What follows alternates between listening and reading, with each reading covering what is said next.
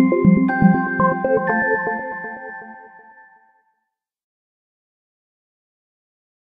Jewish Mom. So I wanted to tell you about a challenging experience that I had on Friday.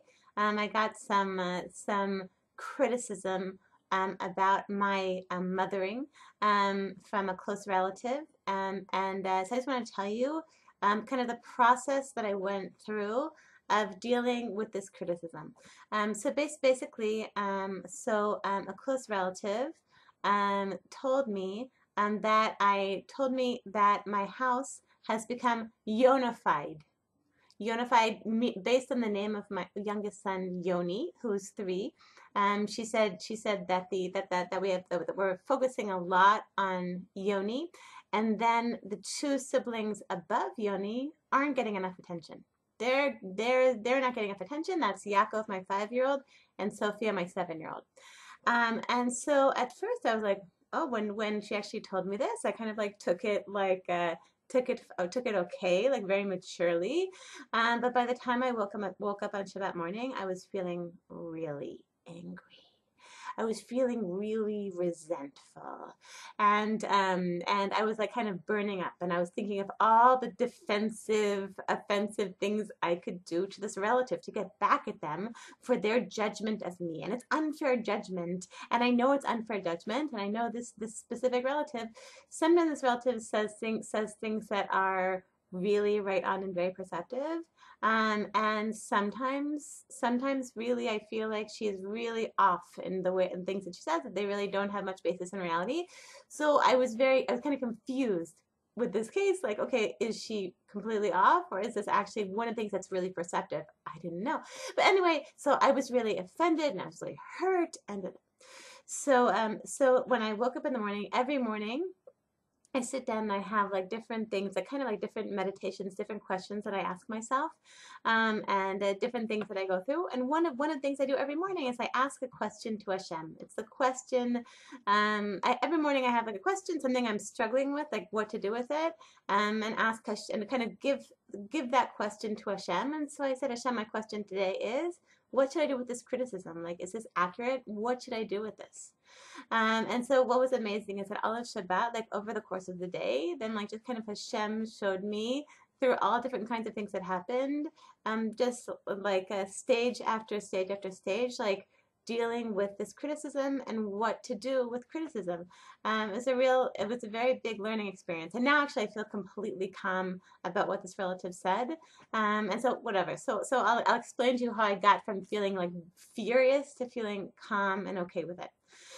So the first thing was, so on Shabbat morning, I went on a walk, and I was feeling really angry and thinking of all the nasty things I could do to get back at this relative and say, well, if you're gonna be coming to my house with like critical eyes, then you can't come. Then I don't want you coming into my house anymore.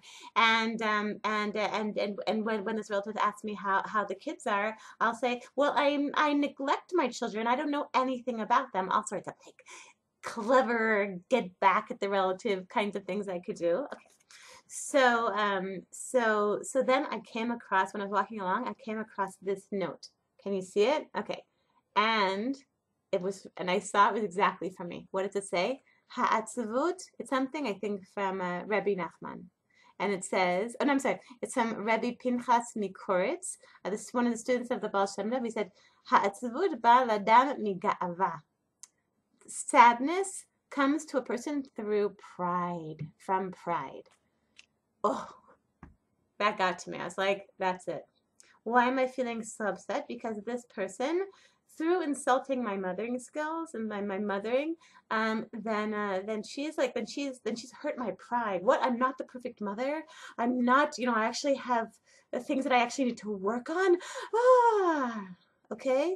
It's like okay, and it really. So as I was walking, I said, okay, if I could hear this criticism without the pride getting involved, without the pride in there, and without the hurt ego, what would this sound like? Okay, so basically that led me to the next stage.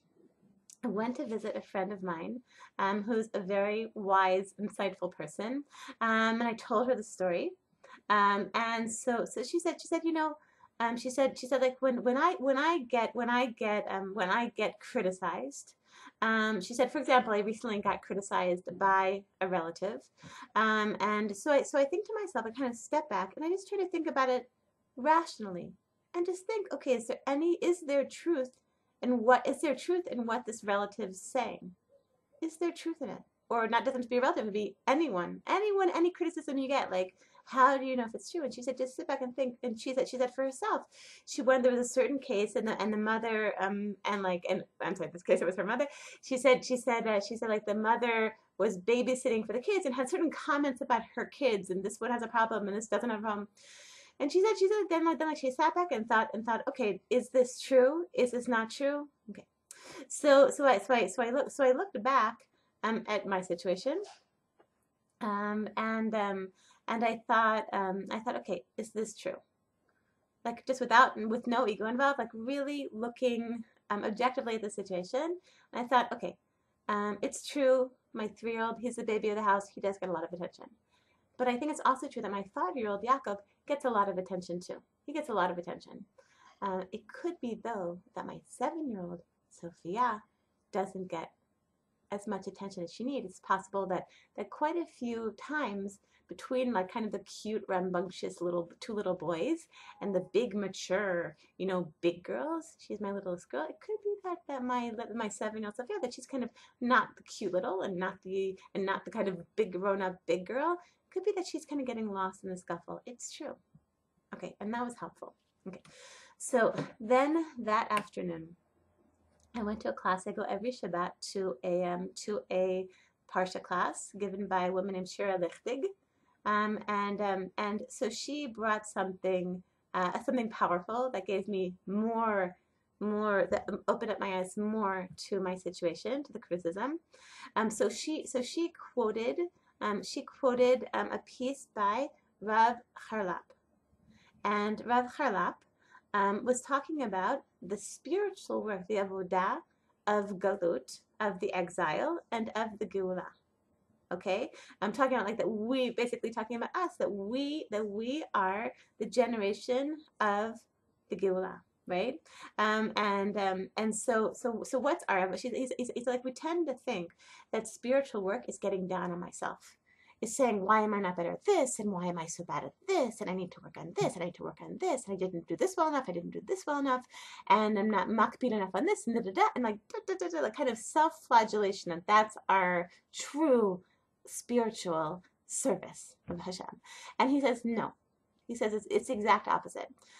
Our spiritual service in this generation is to know how great we are, to know how okay we are, and how good we are, and to know what a holy soul we have. What a great soul each of us has, each Jew has, and that everything that we do wrong, and all of our issues and all things we have to work on, is external to us.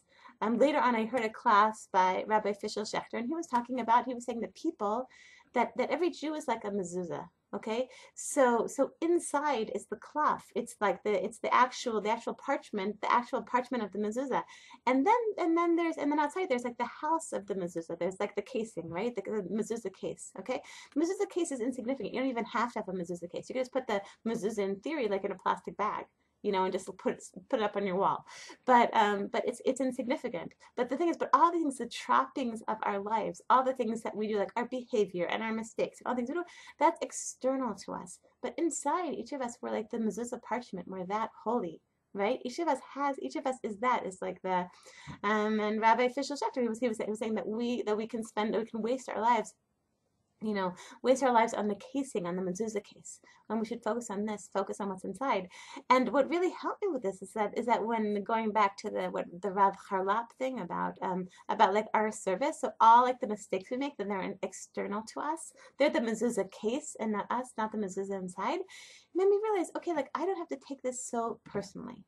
It's something that I would like to work on, and I would like to take small steps to improve. I find it like empowering for myself. If I get kind of too like, okay, now I'm going to be a different, better mother, then it's very easy for me to get like disempowered and just not do it. If I say to myself, okay, now I have a trick, and I tell myself I'm going to be 1% better. Okay, so I decided I'm going to be 1% better to this daughter. Maybe 1% better, and 1% more listening, 1% more pay attention, 1% taking care, 1% spoiling a little bit and giving nice things, 1% there, 1% better. But the thing is, but it's not like the parchment inside, the holiness inside me. It's untouched. We're talking about the things that I do wrong and things I need to work on. It's the outside. It's the casing of the mezuzah. Okay, so in conclusion, so Baruch Hashem, it's something I got this criticism about my mothering skills and about the way that I'm mothering my children, and I took it really personally. I got really angry at my relative who gave me this criticism, and so basically I worked through certain stages. The first thing was to get. I asked the question to Hashem, what should I do with this? The second thing was get over my pride. That my pride is what was causing me the sadness, right? If I could kind of look beyond my ego, not looking through my ego, but looking like objectively, my friend suggested, look objective at the situation. What is it? Is this actually true? Is there something true in this criticism that I can do something about? The next thing was kind of like realizing, okay, like not thinking, okay, if I am a less than perfect mother, that I in my essence am bad. I'm a bad mother. I'm a bad person, a bad whatever. No, okay, like this is like inside we're good. Inside we have this neshama, we have this holy soul. We're the inside, we're the parchment of this mezuzah. And the outside is this casing, and within the casing is all sorts of things about us. It's all the externalities of our lives, all the details of our lives. Let's say the fact that you are married, the fact that you're a mother, the fact that you weigh a certain amount, the fact that you have blue eyes or green eyes or brown eyes, the fact that you live in a certain place. All of this is the mezuzah casing. It's also like the things that you do right, the things that you do wrong. All of this is the casing. It's all of the behavior, whatever. And so Rav Charla points out that we are like that when we make mistakes and the things that we do wrong, it's the outside. It's not our essence, okay? And that really helped me to say, okay, like these are things I want to work on. I want to work on this, but separating it from my essence, saying, okay, this doesn't mean I'm a bad person because I need to work on this. It just means, okay, I have to a little bit fix up my casing of my mezuzah, okay? And on that note, I hope that, all of us receive criticism. I hope that it'll help you to get through the criticism that you get to. Okay, Khalid, have a great week.